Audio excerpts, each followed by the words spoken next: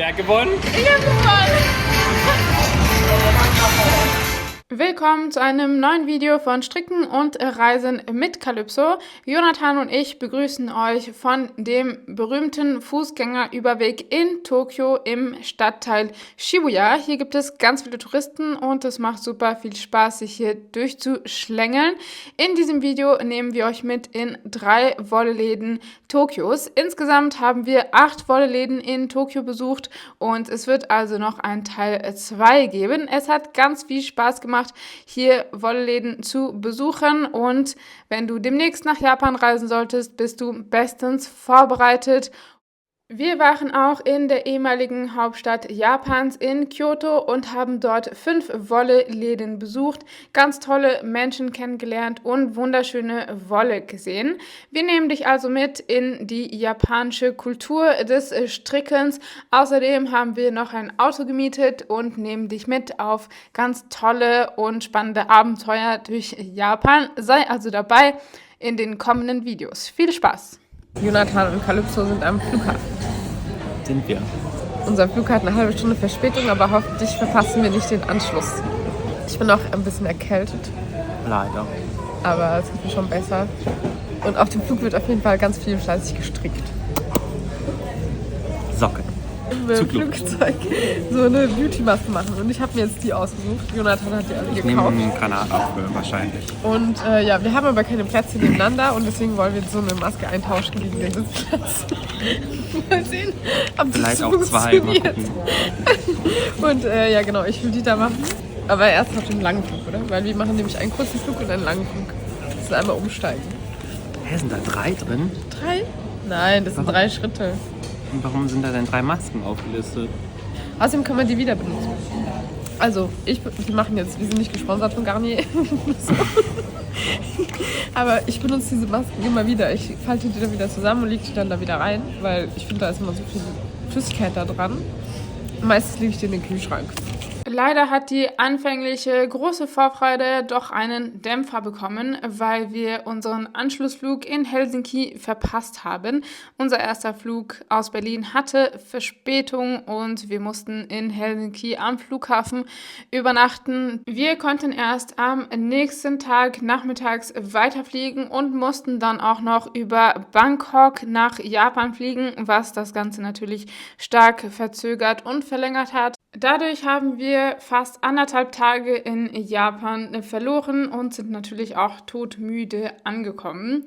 Glücklicherweise hatten wir unsere Socken zum Stricken dabei. Jonathan strickt sein erstes Paar Socken und wir stricken beide mit einem Garn von Schoppel. Wer kennt da nicht diese super bunten und coolen Zauberbälle von Schoppel? Wir haben 2 unterschiedliche Farbverläufe genommen, aber im selben Farbton sind wir doch geblieben. Also wir sind in Tokio im Yoyogi Park mitten in der Stadt. Heute ist unser letzter gemeinsamer Tag in Tokio. Morgen fahren wir weiter mit dem Auto. Darauf freue ich mich schon sehr. Wir haben so eine kleine quadratische, rechteckige Box gemietet und es wird ziemlich witzig, glaube ich. Ein Karton mit Rädern. Wir waren heute in 2 Wollgeschäften und insgesamt waren wir in wie vielen? Gestern waren wir noch in einem. Weiß ich nicht mehr, werde ich nachher sehen, wenn ich das zusammenschneide, das Video. Auf jeden Fall waren wir heute in 2 Wollgeschäften und das erste war Walnut. Das ist in Omotesando. Omotesando ist ja so das Einkaufsviertel, Shoppingviertel von Tokio. Und dieser Laden war sehr, sehr schön, mittelgroß. Hinten hatten sie noch richtig großen Bereich mit Tischen und so, hast du das gesehen? Ja. Und ja, und vorne ein schöner Bereich, sehr viel Licht, ganz lichtdurchflutet. Die Verkäuferinnen waren sehr nett. Und ich fragte natürlich immer, bevor ich filme, ob ich filmen darf. Und da kriege ich auch immer die Erlaubnis. Wir sind im Stadtteil Omotesando und hier ist der Wolleladen Walnut. Und hier gehen wir jetzt gleich rein. Und da ich heute Geburtstag habe, hoffe ich, dass ich was Schönes finde und vielleicht mir was Schönes kaufe. Viel Spaß! Ich habe gerade Ibimani gefunden. Diese Marke habe ich mal in Stockholm gefunden und mir ein Twinset gestrickt, Oberteil und Rock, diesen Tennisanzug. Aber dieses Garn kommt eigentlich aus Peru. Und das findet man hier wieder. Also in diesem Laden gibt es ganz viele super internationale Garne von der ganzen Welt. Und Mayako, das würde ich so gerne mal ausprobieren, dieses Lackgarn. Bambu und Leinen, aber es sieht aus wie Seide. Das ist kräftig. glänzt so doll. Oh, die ist schön. Cotton, Silk und Linen. Auch aus Peru. Sehr, sehr schön. Sehr schöner Glanz und ganz reich. Also besonders ins Auge gestochen ist mir diese. Die tut schon fast in den Augen weh, wenn man sich die anguckt. Das ist ein Dochtgarn. Also einfädig. Es ist extrem weich. 100% Merino-Wool von der Marke Pearl Soho. Und besonders toll finde ich diese Farbe. Aber ich habe in letzter Zeit schon so viel Blau gekauft. Ja, außerdem ist es keine japanische Marke, sondern eine Marke aus den USA, so viel ich weiß. Aber ich werde jetzt auch nicht in die USA kommen, deswegen würde ich mich jetzt nicht schlecht fühlen, wenn ich die in Japan kaufen würde, weil ich habe nicht vor, in die USA zu fliegen. Aber ich würde doch schon was Japanisches bevorzugen. Mal sehen, ob ich doch mich für etwas hier entscheide. Also bei Walnut gab es vor allem sehr viele internationale Garne, deswegen waren wir jetzt nicht so hin und weg.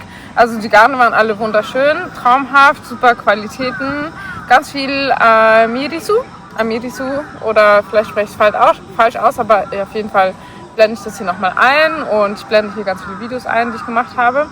Und ja, Amirisu hand-dyed, also handgefärbt und sehr, sehr schöne Farben. Und auch in Japan auf jeden Fall gefärbt, so wie ich es verstanden habe. Hergestellt war ich mir jetzt nicht so sicher. Gesponnen doch. Gesponnen. Okay. Meistens sind diese handgesponnenen Sachen ja auch, handgefärbten Sachen auch Superwash und ich vermeide ja immer ein bisschen Superwash, deswegen ja, gab es auf jeden Fall wunderschöne Farben, aber ich war jetzt nicht so scharf auf handgefärbte Garn.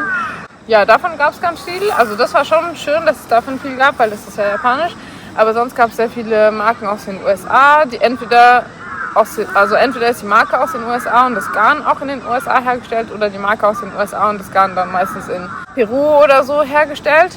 Da gab es viele schöne Sachen, zum Beispiel ein Garn von Pearl Soho hat es mir angetan und ja, was gab es noch? Viele europäische Garne auch, La Bien-Aimée, portugiesische Garne, Derirum Natura und noch ein, zwei andere japanische Garne und auch Isaga-Yarn aus Dänemark.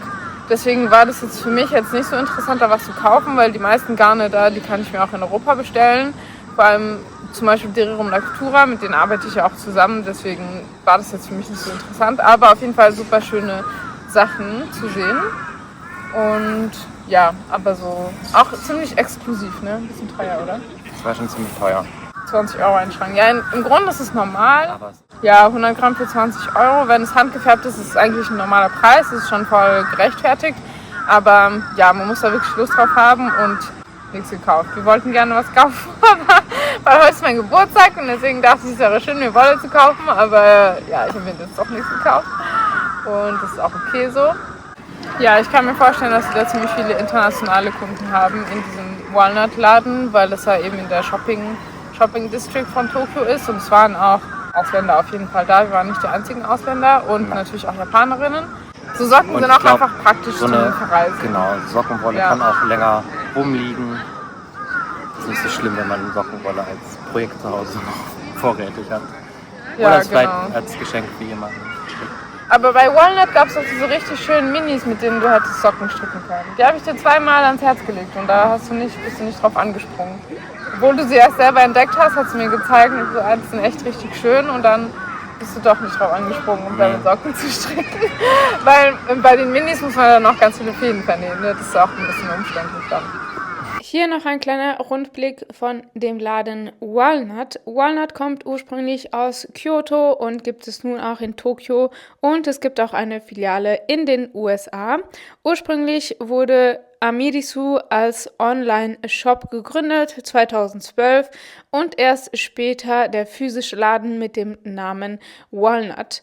Amirisu bzw. Walnut legt einen großen Wert auf qualitativ hochwertige Garne und auch Umweltfreundlichkeit. Sie sind auch total im Trend mit den weltweit bekannten Garnen wie zum Beispiel Isaga-Garne, über die ich ganz viel in meinen Videos in Kopenhagen berichtet habe. Sowohl auf meinem deutschen als auch auf meinem englischen Channel werdet ihr einige Videos über Kopenhagen finden, wo ich Wolleladeninhaberinnen interviewt habe und euch einen Einblick in dänische Garne gebe. Ja klar, das ist so wie ein Souvenir kaufen. Genau. Ja. Dafür sind diese handgefärbten Garne auch toll, weil handgefärbte Garne sind ja auch so wie Souvenirs ein bisschen. Ja, aber es gab keine Färbung in dem letzten Walnut-Laden, die mir so ins Auge gesprungen ist, dass ich die hätte unbedingt kaufen wollen, weil sonst hätte ich mir wirklich ein handgefärbtes Garn gekauft. Und ja, außerdem stricken wir gerade von Schoppel diese Socken, die sind ja auch super bunt. Und das ist für Jonathan sein erstes Paar Socken. Bei Walnut gibt es auch eine schöne Auswahl von La Bien-Aimée Garnen aus Frankreich.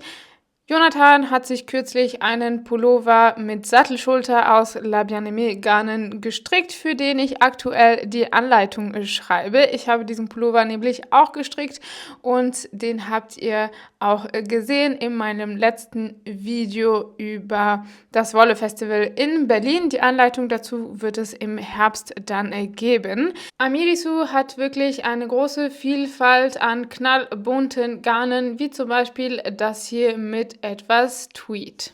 Ja, also der Laden ist auf jeden Fall sehr, sehr schön und ich frage immer um Erlaubnis, bevor ich Videos mache in jedem Laden, also nicht, dass ihr euch wundert. Ja, also insgesamt ein sehr schöner Laden, sehr, sehr schöne Garne, sehr exklusiv, ein bisschen teuer. Nichts, was mich jetzt so mega umgehauen hat, so wie gestern bei Okadaya, da war es ja echt ganz wild, was es da gab. Also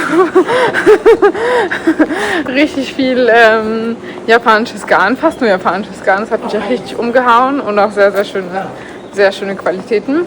Guck mal, fang mal da hinten an. Es fängt hier an.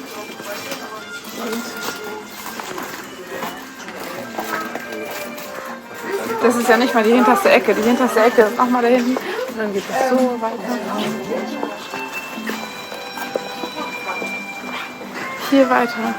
Und es gibt unglaublich viele verschiedene Garne. Und hier sind noch ein paar Mitbürger.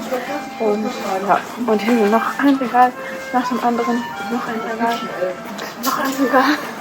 Und das Verrückte ist, das Allermeiste ist einfach made in Japan. Und das finde ich einfach absolut crazy.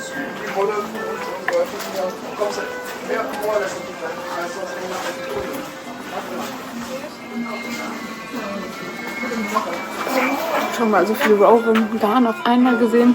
Ich glaube nicht. Und auch schon mal so ein Riesenband an Sockengarn gesehen. Und außerdem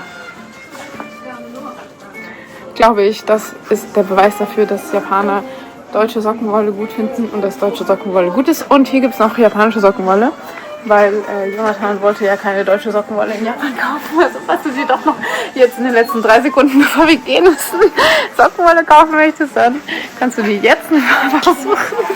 Und dann geht es hier noch weiter. Macht er auch tatsächlich, deswegen muss ich kurz die Kamera übernehmen. Ja, nimm einfach die ist schön. Die passt auch. Die gefällt mir. Okay.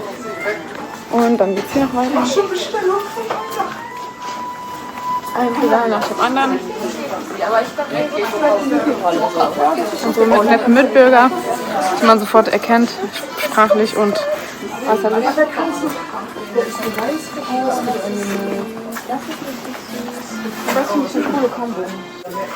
Dieses Mohair finde ich voll schön, das ist auch made in Japan und ich finde, das ist auch eine gute Idee. Hier so ein Standardgarn, was nicht so crazy ist, mit so einem ganz bunten, mit viel Texturgarn zu kombinieren. Und so kann man nämlich auch einzelne Knollen loswerden, wenn man eben mal nur so 2, 3 Knollen hat. Weiter geht's.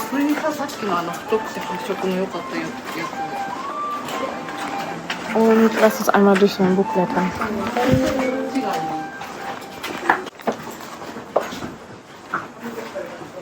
Ich habe jetzt einfach irgendeins genommen. Und wie ihr seht, ist bei den Japanern nicht so viel Text drin, sondern vor allem Charts und ganz viele Angaben. Das heißt, ich habe es zwar jetzt noch nicht probiert, aber es gibt ja das Gerücht, dass man japanische Anleitungen stricken kann, auch wenn man kein Japanisch kann. Also ja, vielleicht komme ich an einem anderen Tag wieder und kaufe mir so ein Buch.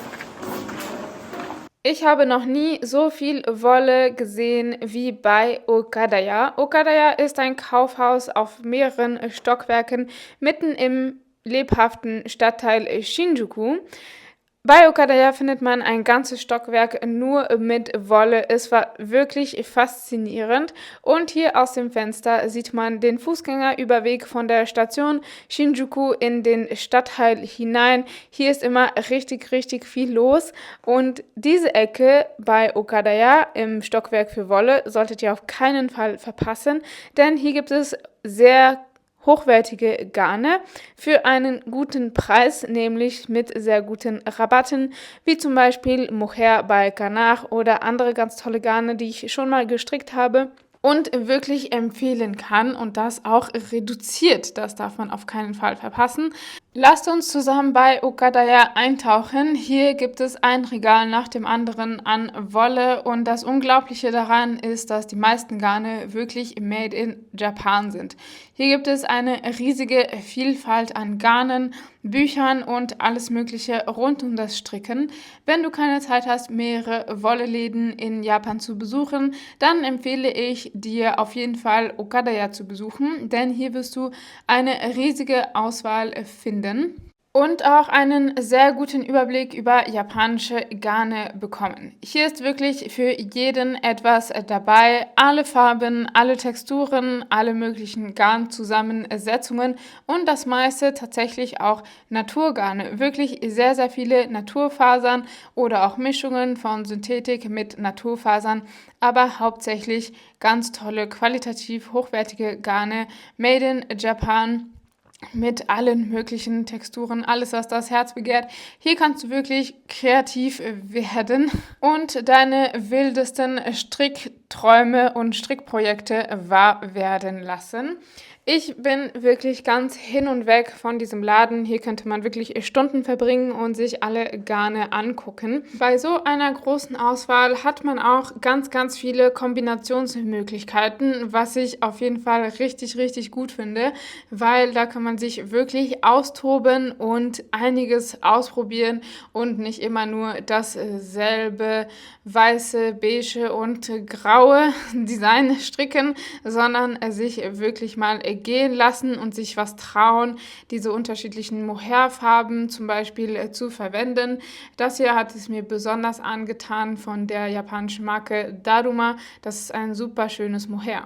Ja, weil dieser Laden, der war ja mitten in Shinjuku und das war, eigentlich ist es mehr so ein Stoffladen, also nicht nur, alles zum Handarbeiten mit Stoffen und Fasern und das ging über 4 oder 5 Stockwerke in einem Hochhaus, also in einem Kaufhaus und ein Stockwerk war fast komplett Wolle, weil ein Teil war nämlich ganz viel so Bastelsachen für so, ich weiß nicht, ganz viel Drähte oder Perlen und sowas und dann die andere Hälfte war alles Wolle und da war wirklich fast alles japanisches Garn.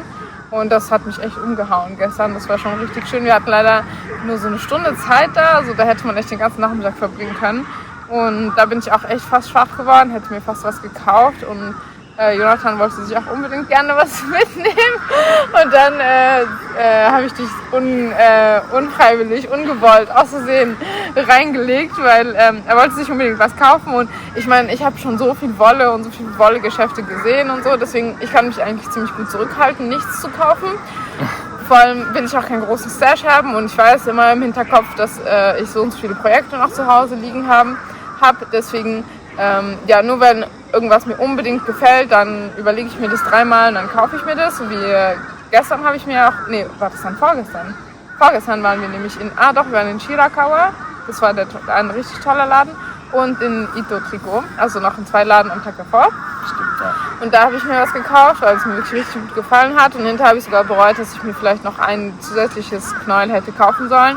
Von der blauen Farbe, aber vielleicht rede ich danach nochmal drüber. Auf jeden Fall, ich kann halt ganz gut widerstehen, wenn ich so Wolle sehe. Aber für Jonathan ist halt alles noch so richtig neu und ich habe dann das Gefühl, dass er so richtig schnell Feuer und Flamme ist und ich bin dann so, du findest woanders was ganz Ähnliches noch und so, keine Impulskäufe, wir finden woanders noch was und so. Das ist nicht das Ende der Welt und nicht das Letzte, was du finden willst. Ja. Ich meine, ich gehe auch in Laden, um was zu kaufen irgendwie und ich meine, wenn ich jetzt in Berlin in den Laden gehe, dann werde ich immer noch sagen, ich kann immer noch wieder zurückkommen. Das kann ich halt hier nicht machen. Auf der einen Seite und auf der anderen Seite glaube ich, ist das auch so ein Ding, einfach was mitzubringen, was mitzunehmen. Im Wollparadies Ogadaya gab es auch eine ganze Wand an Rowan-Garnen. Rowan-Garne sind seit dem Brexit in Europa gar nicht so leicht zu bekommen und hier gab es einige verschiedene Garne von Rowan, nicht nur die berühmten, sondern auch Garne, die ich noch nie gesehen hatte. Zum Beispiel das Mohair-Garn finde ich ganz toll von Rowan, aber auch das Rowan Felted Tweed. Ich glaube, das ist am berühmtesten und auch mein Lieblingsgarn, aus dem ich schon mehrere Colorwork-Pullover gestrickt habe. Es gab auf jeden Fall richtig, richtig viele Rowan-Garne, perfekt, um sich hier einen Colorwork-Pullover zusammenzustellen und ganz viele verschiedene Farben mitzunehmen. In diesem Strickparadies findet man natürlich auch alle Werkzeuge zum Stricken wie Nadeln und anderes Zubehör. Wow, eine riesen Ecke Sockenwolle von Opal. Krass. Die sind so krass, ne? Aber das ist, glaube ich, eine deutsche Marke sogar. Es gibt ja ganz viele deutsche Marken.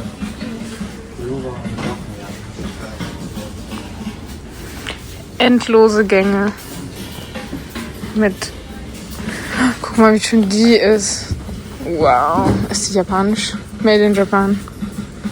Bei Ogadaya gibt es nicht nur eine riesige Auswahl an japanischen Garnen, sondern man findet auch Garne aus anderen Ländern Asiens, wie zum Beispiel aus Korea.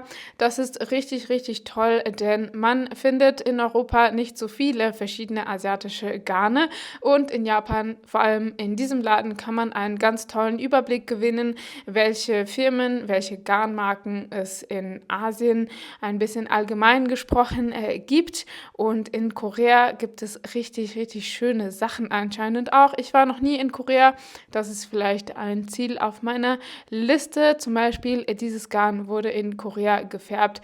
Super, super schönes Mohair. Hier findet man also sowohl klassische Garne als auch außergewöhnliche Garne, die einmalig sind. Und das finde ich besonders toll an Ogadaya. Es ist wirklich für jeden Geschmack etwas dabei. Und selbst wenn man nichts kauft, ist es auch einfach ein Erlebnis. Genau, deswegen waren wir dann in diesem ganz großen Ogadaya oder Odakaya, ich weiß nicht wie rum, Kaufhaus, wo es eben ein komplettes Stockwerk nur Wolle gab und fast alles japanisch und traumhaft schön. Und am Ende habe ich mich doch zusammengerissen und nichts gekauft, weil ich dachte, ich komme ja auch in 2 Wochen nochmal nach Tokio für ein paar Tage und dann kann ich dann auch mal hin und mit ein bisschen mehr Ruhe mir was richtig aussuchen und nicht nur so schnell und dann auch überlegen, was kann ich damit stricken und was für eine Menge brauche ich dann auch dafür.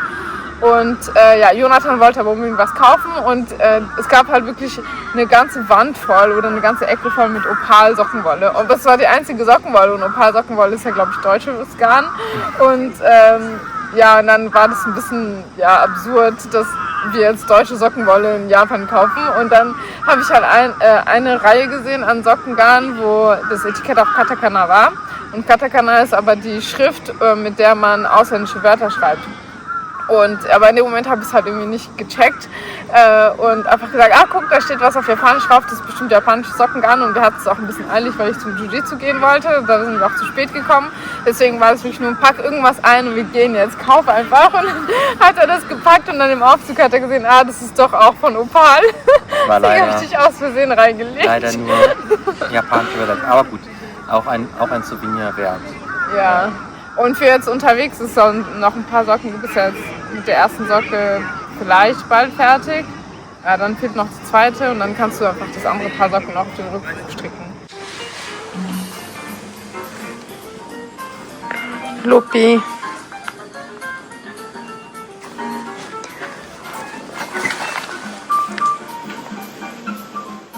Stränge an Wolle zum Spinnen. Und hier ist die ganze Wand einfach voll. Hier ist noch mehr so Großknall für alles Mögliche. Das sieht mehr aus wie Acrylgarn. Und Fräulein, Made in Japan. Wow, die ist echt schön, dieses Fräulein. Ski zum Skifahren, also. Ich habe einfach mal wild durch dieses Regal gewühlt und alle möglichen Garne rausgepickt und angeguckt. Wenn du nach Japan reist, empfehle ich dir vorher auf jeden Fall ein bisschen Japanisch zu lernen. Ich war bereits in Japan. Vor 10 Jahren habe ich ein 6-monatiges Auslandssemester in Japan absolviert. Deshalb habe ich davor auch Japanisch gelernt im Studium und in Japan natürlich auch an der Uni nochmal Japanisch gelernt. Meine Grundkenntnisse habe ich vor dieser Reise nochmal aufgefrischt. Es ist auf jeden Fall hilfreich, ein bisschen Japanischkenntnisse zu haben in Japan, denn nicht alle Japaner sprechen Englisch und es ist auch sehr hilfreich, die unterschiedlichen Schriftsysteme auseinanderhalten zu können. Es gibt die Kanjis, das sind die Schriftzeichen aus dem Chinesischen. Dann gibt es die Hiraganas, das ist das originelle japanische Schriftsystem. Und dann gibt es Katakanas, das ist auch originell japanisch, aber um ausländische Wörter zu schreiben. Zum Beispiel, um Banderolen zu lesen, ist es super hilfreich, Katakana zu können, denn sehr viele Wörter werden einfach aus dem Englischen übernommen und auf Katakana geschrieben. Zum Beispiel Moher wird Moheru geschrieben mit 3 Katakanas. Wool schreibt man dann mit 2 Katakanas als Wuru und Alpaka schreibt man zum Beispiel mit 4 Katakanas Arubaka. In Japan wird auch sehr großen Wert auf Höflichkeit gelegt, deswegen ist es besonders wichtig, Grundwörter wie zum Beispiel Danke, Arigato gozaimasu oder Hallo, Konnichiwa oder Guten Appetit, Itadakimasu, einfache Wörter einfach zu kennen, um einen höflichen Eindruck zu hinterlassen. Hier habe ich noch eine Garnmarke entdeckt, die heißt Sonomono. Die hat mir super gut gefallen. An diesem Tag habe ich sie nicht gekauft, aber als ich wiedergekommen bin am Ende meiner Reise, habe ich mir Garne von Sonomono gekauft, die ich dir gerne im nächsten Video zeigen möchte. Ich bin mir sicher, es interessiert dich, welche Garne ich aus Japan mitgebracht habe. Wie zum Beispiel dieses Garn hier, das aussieht wie ein aufgewickeltes Schaf. Das fand ich richtig gut und habe ich mir mitgebracht. Also ich bin total fasziniert von der hier. Der hier, der hat so unterschiedliche Stärken. Und die ist auch made in Japan, so wie fast alles. Und Kodawari no Uru. Kodawari, ich weiß nicht, wo das ist, aber oder was es ist, aber es ist auf jeden Fall 100% Wolle und es gibt ganz viele Farben und ich finde das super crazy. Ich würde wahrscheinlich ein Accessoire mit sowas machen, aber müsste ich auch überlegen, was für eins. Aber das ist nicht dasselbe. Das hier ist ungleichmäßig und das hier ist gleichmäßig. Siehst du den Unterschied? Das ist beides made in Japan von derselben Marke, aber nicht genau dasselbe Garn. Und was mir noch super gut gefällt, ist hier drüben. Dieses Rambouillet finde ich mega schön. Merino-Wolle und Rambouillet ist ja eine bestimmte Schafrasse. Allerdings haben sie da nicht so eine große Farbauswahl. Das ist Cotton und Wool gemischt. Das ist auch alles made in Japan, wie die meisten Sachen hier. Die sind irgendwie mega schön und das allermeiste ist made in Japan. Ich weiß gar nicht, wie die das hinbekommen, dass die so viele verschiedene Garnarten haben. Was ich noch super schön finde, ist die hier. Die ist Wool und Cotton, 70% Wool, 30% Cotton. Hier made in Japan. Und das sind 100 Gramm für 185 Meter, also voll die gute Lauflänge und 100 Gramm Knäuel finden wir super. Da finde ich die Farbe auch ganz schön, da muss ich mich gerade ein bisschen zurückhalten, das nicht direkt zu kaufen. Und dann finde ich noch ganz schön diese hier, die finde ich hat super schöne Färbungen. Die ist auch made in Japan, Treehouse Bless, auch Olympus. Auch 100% Merino-Wolle. 40 Gramm, nur 129 Meter. Das ist interessant. Hier sind manche Knäuel, haben irgendwie nur 40 Gramm. Und diese Färbung ist auch super schön. Und die anderen Färbungen hier sind auch alle super schön. Das ist von derselben Marke. Olympus, auch made in Japan. Ich finde die Textur von diesem Garn super interessant. Aber da würde man halt kein Muster reinstricken. Eher nicht. Wir drehen noch eine letzte Runde durch dieses Wollparadies vorbei am Noro-Garn. Dieses Garn ist auf jeden Fall emblematisch für Japan aus deutscher Perspektive. Und dann habe ich noch ganz viel von der Marke Richmond gefunden. Das ist auch eine japanische Marke, die in mehreren Läden in Japan zu finden war und eine große Vielfalt an Garnen hatte. Da habe ich mir auch was mitgenommen. Verpasse also nicht das nächste Video, wenn du wissen wissen möchtest, welche Garne ich aus Japan mitgebracht habe. Diese Marke Ameri habe ich auch in einigen Läden gefunden. Da gab es zum Beispiel 100% Wolle, aber auch halb Synthetik, halb Wolle. Ein tolles Garn, um alle möglichen Projekte zu machen und zum Beispiel auch super für Anfängerinnen geeignet. Dieses Garn fand ich super süß und es trägt den Namen Fräulein. Warum auch immer, finde ich das aber ziemlich witzig. Und dann fand ich auch noch diese Färbung super, super schön. Schaut nur, wie schön meliert dieses Garn ist. Und dann bin ich noch an einem Regal vorbeigelaufen mit ganz viel Garn von der Marke Puppy. Im nächsten Video über Tokio werden Jonathan und ich mit meiner Freundin Ocean den originalen Laden Puppy besuchen und da ganz viele tolle Garne sehen. Aus genau dieser Farbe und diesem Garn stricke ich aktuell eine Mütze, für die es ein Video-Tutorial geben wird. Das ist die Antonia-Mütze mit einem tollen Patchwork-Muster. Die Anleitung und das Video gehen bald online. Und ja, das war's. Jetzt müssen wir uns ganz schnell auf den Weg machen. Und dann waren wir noch in super kleinen Laden, der Mimono. Amimono Spin. Amimono. Amimono heißt auch stricken Achso. auf Japanisch. Wir sind bei Amimono Spin angekommen. Ja, wir sind in Shibuya, im Stadtteil Shibuya und ich bin ganz gespannt, was für Garne es bei Amimono Spin gibt. Viel Spaß! Der Amimono Laden. Und der hatte ja im Prinzip eigentlich nur 1,5 Wände im Vergleich zu diesem großen. Ja, das war Store. ganz wenig, was die hatten. Aber dafür alles aus eigener Herstellung irgendwie. Die hatten kleine Gadgets. Also ich wollte gerne was kaufen. Ich kaufe halt gerne was zum Mitnehmen, um die Erinnerung an den Ort auch zu halten. Das ist ja auch sehr interessant, wie unterschiedlich diese Läden überhaupt sind. Und deswegen habe ich mir diesen Anhänger hier gekauft mit den Häkelnadeln dran. Wenn man eine Masche verliert oder so. Ich habe nämlich so einen Schlüsselanhänger mal geschenkt bekommen in einem Laden und der ist echt praktisch, finde ich. Wenn man eine Masche verliert, dann kann man die damit gut auffangen. Und außerdem habe ich noch einen Knitting Needle Gauge gekauft. Ja, das ist richtig cute und das wollte ich auch gerne haben, weil es eine japanische Marke ist. Genau. Tulip. Ja, er wollte gerne ein japanisches Nadelmaß haben. Also, das haben wir geschafft. Und in diesem Amimono Spin, das war ein ganz kleiner Laden und die hatten ganz viel auch so Kunstgarne.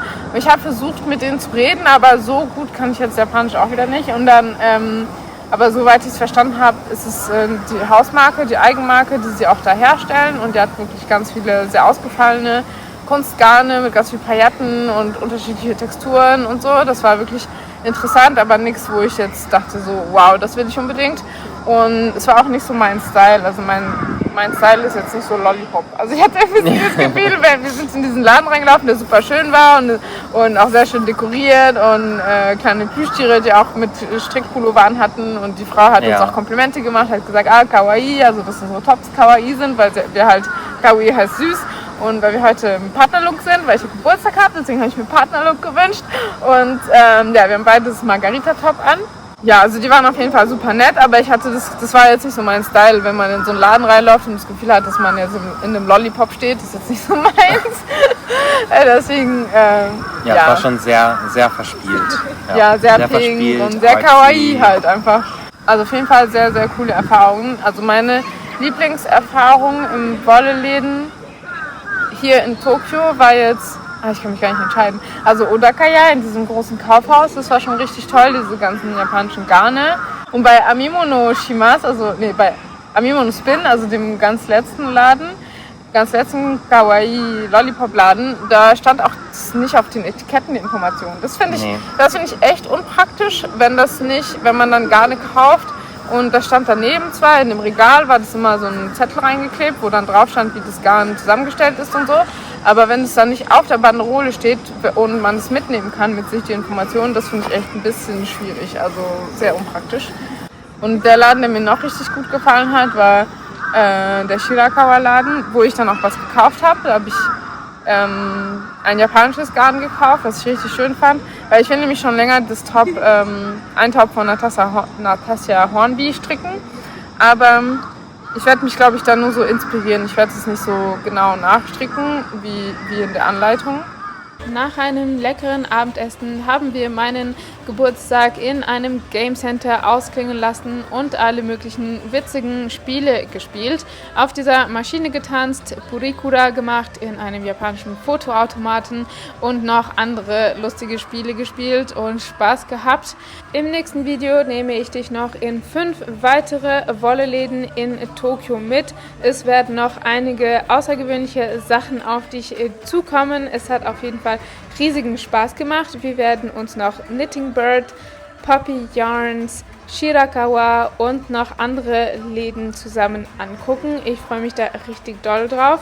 Auch werden wir in Kyoto einige Wolleläden besuchen und das Stricken in Japan besser kennenlernen. Ich habe mir auch einige Bücher mitgebracht aus Japan. Wenn dich das Thema interessiert, japanische Strickbücher, dann schreib es gerne in die Kommentare. Wenn dieses Video dir gefallen hat, dann hinterlass mir doch gerne ein Like und ein Abo und natürlich auch gerne einen Kommentar. Schreib mir doch gerne, welcher dieser Läden dir am besten gefallen hat und welches Garn du am liebsten gekauft hättest, wenn du mit mir auf dieser Reise gewesen wärst. Ich freue mich auf dich im nächsten Video. Ciao!